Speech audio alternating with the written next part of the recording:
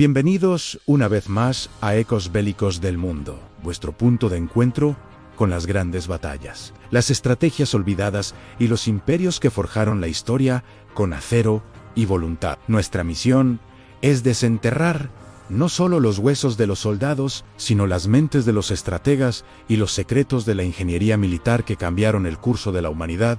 Si habéis seguido nuestra crónica, sabréis que no nos limitamos a contar fechos, sino que nos adentramos en la psicología de los guerreros, en la lógica del poder y en la tecnología que decidió quién sobrevivía y quién desaparecía. Hoy nos situamos en un momento crítico de la Edad del Bronce, una época marcada por la reestructuración interna y la colisión inevitable de titanes. Nos encontramos en un punto de inflexión donde el orden restaurado del mundo hitita se pone a prueba frente a la amenaza más formidable que jamás habían enfrentado en Oriente Próximo, el imperio de Mitanni. No olvidéis que en la descripción tenéis todos nuestros enlaces para uniros a nuestra comunidad en redes sociales, donde compartimos mapas tácticos, esquemas de armas y análisis técnicos que no veréis en ningún otro lugar en el capítulo anterior. Dejamos a Hati al borde del abismo. Fuimos testigos de cómo la llamada Edad Oscura y la maldición de los asesinatos familiares estuvieron a punto de borrar el imperio del mapa. Vimos surgir la figura de Telepinio y cómo su edicto se convirtió en la primera constitución de la historia, una armadura legal que detuvo la sangría interna e impuso el orden sobre el caos. Hati había logrado sobrevivir a su peor enemigo, él mismo, pero la paz en Hattusa era solo el silencio antes de la tormenta. Con la casa en orden, el león de Anatolia levantó la vista hacia el horizonte y descubrió que, mientras ellos luchaban por sobrevivir, un nuevo y terrorífico gigante había crecido al otro lado de las montañas. Hati ya no sangraba por dentro. El llamado periodo de oscuridad había llegado a su fin. Las reformas estructurales del rey Telepinio, cristalizadas en el célebre edicto de Telepeniu, lograron lo que durante décadas parecía imposible: frenar la espiral de regicidios, purgas palaciegas y guerras civiles que habían devastado a la Aristacia hitita. Este edicto no solo establecía una línea de sucesión clara y predecible, introducía un principio revolucionario para la época: el rey no estaba por encima de la ley. El poder real quedaba sometido a normas, precedentes y al juicio de la asamblea, creando una forma primitiva pero eficaz de control constitucional. Pero para los hittitas, este orden no era únicamente político, era sagrado. El rey no gobernaba solo como general o administrador, sino como garante del orden cósmico responsable de mantener el equilibrio entre los dioses, la tierra y los hombres. La inestabilidad interna no era solo una amenaza al Estado, era una ruptura del orden divino. Del mismo modo, la guerra exterior no se concebía como una empresa caótica de saqueo, sino como una acción legítima para restaurar el equilibrio y proteger el mundo hitita del desorden. Este fundamento jurídico religioso fue clave. Solo con un reino estable ante los dioses y ante la ley podía Hati volver a mirar más allá de sus montañas. Pero el mundo que los hititas encontraron al salir de sus fortalezas de Anatolia no era el mismo que Mersili I había saqueado décadas atrás.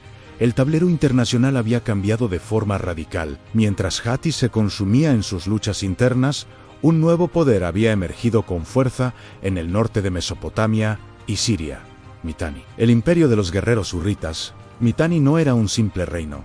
Era una estructura imperial sofisticada, basada en una red de vasallos, alianzas matrimoniales, control de rutas comerciales y una superioridad militar muy concreta. Su influencia se extendía desde los Zagras hasta el Mediterráneo a través de sus estados dependientes, creando un cinturón estratégico que bloqueaba el acceso hitita al sur. Y en el centro de esta máquina de guerra se encontraba una casta guerrera hereditaria, los Marianú.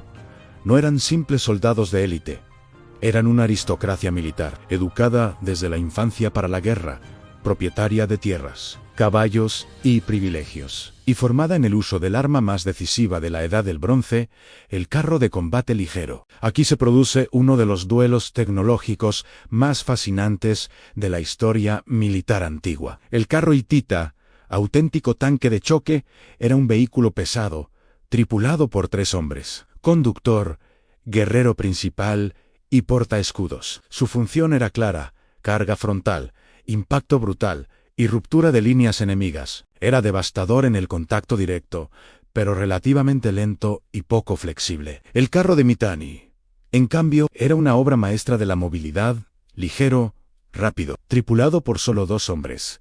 Estaba diseñado para el hostigamiento continuo. Los Marianu, armados con arcos compuestos de altísima calidad, no buscaban el choque inmediato, sino el desgaste, nubes de flechas, ataques rápidos, retirada y repetición constante hasta quebrar al enemigo. Pero detrás de este sistema había algo aún más importante: el caballo.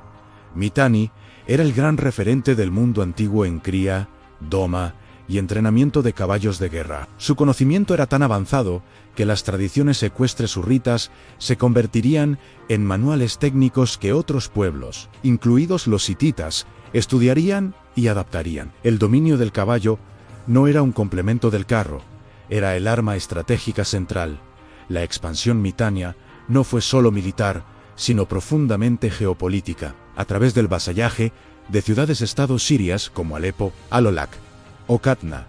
Mitanni creó un auténtico muro de contención. Siria no era solo territorio, era la bisagra económica del mundo conocido. Por allí fluían el cobre de Chipre, el estaño del este, el grano de Egipto y las rutas que conectaban Anatolia con Mesopotamia. Controlar Siria significaba controlar la economía de la Edad del Bronce. Una región clave en este juego fue Quetzalcoatl, no solo por sus recursos de cobre, sino porque actuaba como puente cultural y tecnológico entre el mundo hurrita y el hitita. A través de Quetzalcoatl penetraron en Hatti técnicas metalúrgicas, tradiciones religiosas y conocimientos militares, que con el tiempo serían asimilados y transformados los sucesores de Telepinu como Aluwamna o Antili. Segundo, comprendieron el dilema existencial al que se enfrentaban: permanecer encerrados en la meseta. Anatolia significaba irrelevancia y dependencia. Enfrentarse a Mitanni implicaba una guerra larga, costosa y peligrosa. Este no fue un conflicto de batallas decisivas, sino una guerra de desgaste intergeneracional, escaramuzas fronterizos, asedios prolongados, tratados rotos, conspiraciones internas y guerra psicológica. Mitanni intentó constantemente reactivar las viejas divisiones hititas, utilizando la subversión como arma estratégica. Pero aquí se produce el verdadero despertar del gigante. Los hitetes comprendieron que no vencerían por fuerza bruta, vencerían aprendiendo. Para sobrevivir en este nuevo mundo, Hatti tuvo que adaptarse. Infantería disciplinada, capaz de formar muros de escudos que resistieran el hostigamiento constante de los arqueros montados. Mejoras logísticas, permitiendo operar durante más tiempo en territorio hostil. Poliorcética avanzada, con rampas, asedios prolongados y técnicas de desgaste contra ciudades fortificadas. Adaptación del arma del enemigo, el caballo y el carro ligero fueron estudiados, copiados y mejorados. Los hititas no vencieron a Mitanni por aplastarlo, sino porque aprendieron a guerrear mejor en un mundo nuevo. Cada vez que un ejército hitita cruzaba los pasos del Tauro hacia las llanuras sirias, el mundo contenía el aliento.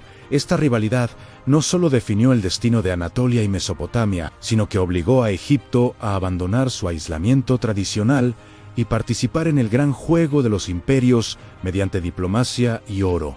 Y así, llegamos a la gran pregunta de este capítulo. Si hubiera sido un general de Hattusa, acosado sin descanso por los carros ligeros de Mitanni, ¿habrías sacrificado potencia para ganar velocidad o habrías reforzado tu infantería hasta resistir el castigo y forzar el combate decisivo? Déjanos tu táctica en los comentarios y demostremos quién tiene el alma de un verdadero rey de Hatti. En el próximo episodio, analizaremos como un nuevo linaje de reyes, Tudelia I y, sobre todo, Suppiluliuma I, llevaría esta guerra hasta el corazón del sistema mitánio, desmontando su red de vasallos pieza por pieza. Suscríbete, activa la campanita y únete a nuestra comunidad. Los ecos de la batalla aún no se han apagado.